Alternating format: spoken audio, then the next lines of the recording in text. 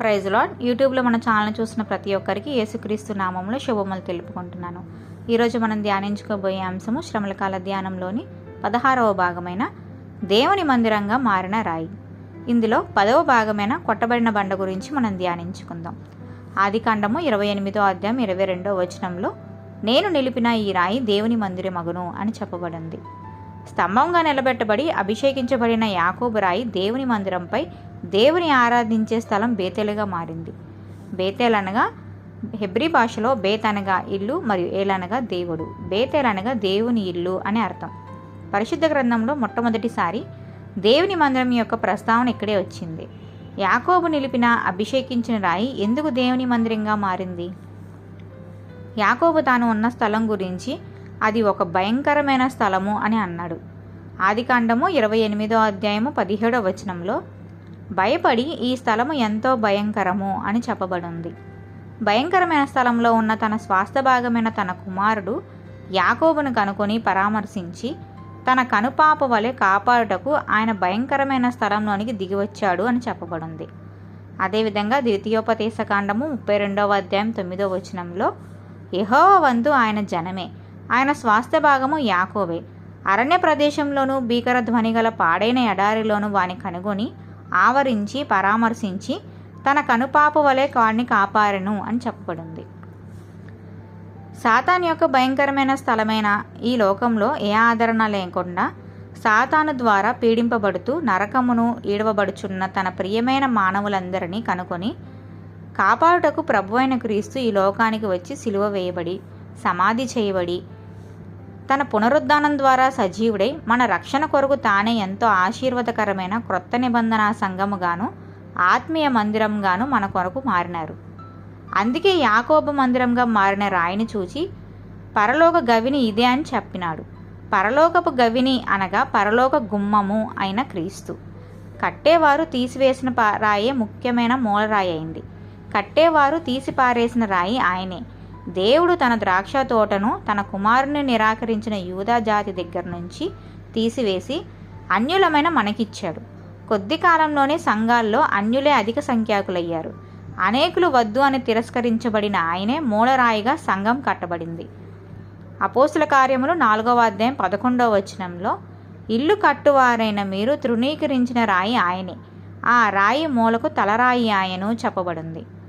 ఎఫెసీలు రాసిన పత్రిక 2వ అధ్యాయం 20వ వచనంలో క్రీస్తు యేసే ముఖ్యమైన మూలరాయి ఉండగా అపోస్తులను ప్రవక్తలను వేసిన పునాది మీద మీరు కట్టబడి ఉన్నారు అని చెప్పబడింది. అదేవిధంగా యెషయా గ్రంథము 28వ అధ్యాయం 16వ వచనంలో ప్రభువగు యెహోవా ఈలాగున సెలవిచ్చుచున్నాడు, సీయోనులో పునాదిగా రాతిని వేసిన వాడును నేనే, అది పరిశోధించబడిన రాయి, అమూల్యమైన తలరాయి, బహుస్థిరమైన పునాది అయిన మూలరాయి అయ్యున్నది అని చెప్పబడింది. సజీవమైన రాయి అయిన క్రీస్తు చెంతకు వచ్చిన విశ్వాసులు తామే సజీవమైన రాళ్ళుగా అవుతారు. ఎందుకంటే ఆ సజీవమైన రాయి అయిన క్రీస్తు మనకు జీవం ఇచ్చాడు కనుక మనం సజీవమైన రాళ్ళగా మారాము.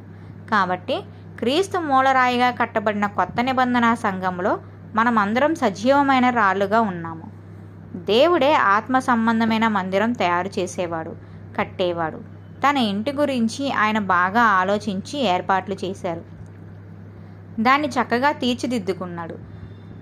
మనకు సందేహం అవసరం లేదు. ప్రతి రాయి ఏ స్థానంలో ఉండాలో ఆయనకు చక్కగా తెలుసు. కొంత కట్టాక కొన్ని రాళ్ళను తీసేసి వేరే రాళ్ళను అక్కడ పెట్టవలసిన అవసరం ఆయనకు కలగదు. దేవుడు ఒక చేత్తో రాళ్ళను తీసేస్తూ ఒక చేత్తో నిర్మిస్తూ ఉండడం జరగడం లేదు.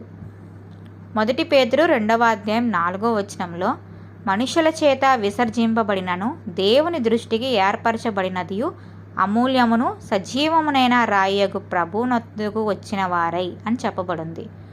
అదేవిధంగా 5వ వచనంలో యేసుక్రీస్తు ద్వారా దేవునికి అనుకూలమగును ఆత్మ సంబంధమైన బలులర్పించుటకును పరిశుద్ధ యాజకులుగా ఉండునట్లు మీరును సజీవమైన రాళ్లవలే నుండి ఆత్మ సంబంధమైన మందిరముగా కట్టబడుచున్నారు అని చెప్పబడింది.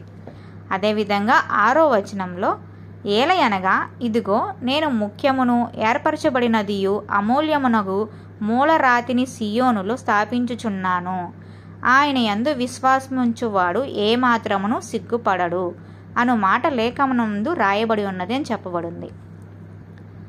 విశ్వాసులు దేవునికి ఇల్లుగా కట్టబడుతూ ఉండడమే కాదు, ఆ ఇంట్లో సేవ చేసేందుకు వారు యాజకులుగా కూడా ఉన్నారు.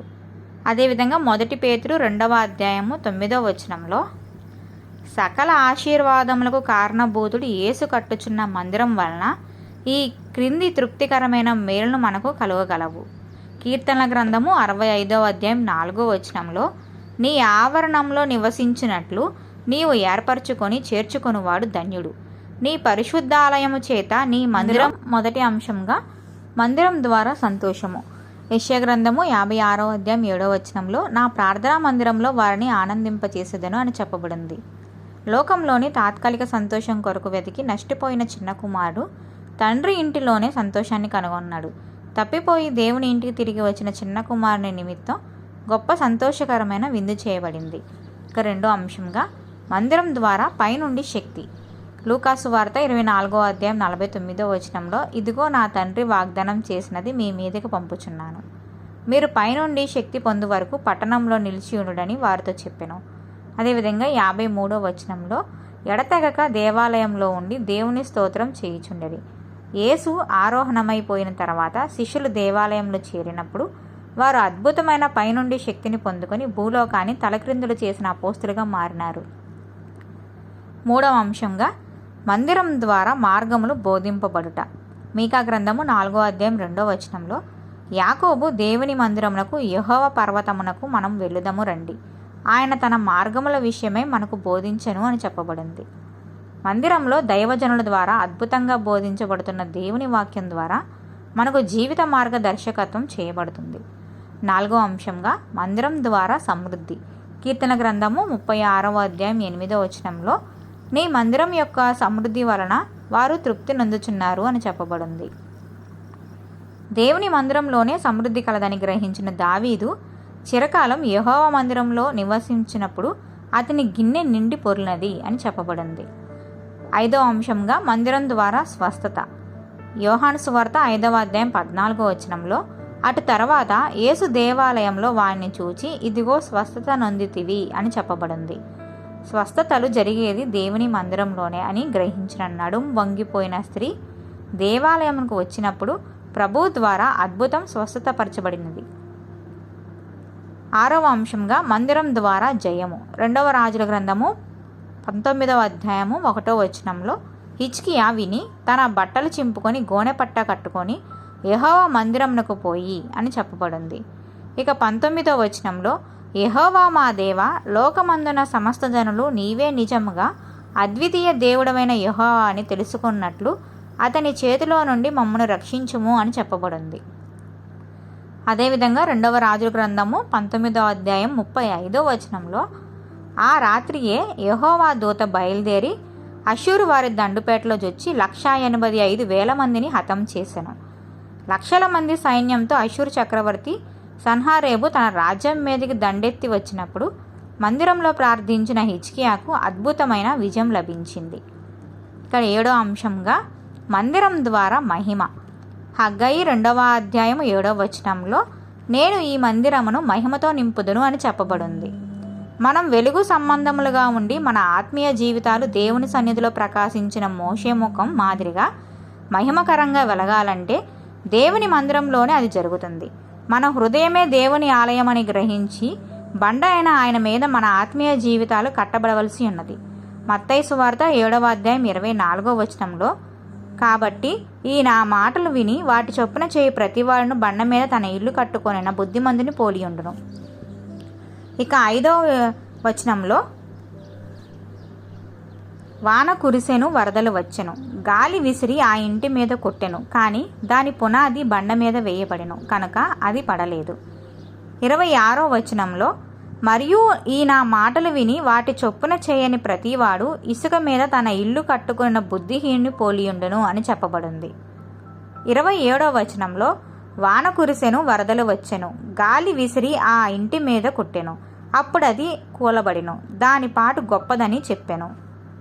కదల్చబడని స్థిరమైన బలమైన బండ మీద మన ఆత్మీయ జీవితాలు కట్టుకొని ప్రభు సేవలో ముందుకు సాగుటకు పరిశుద్ధాత్మ దేవుడు సహాయం దయచే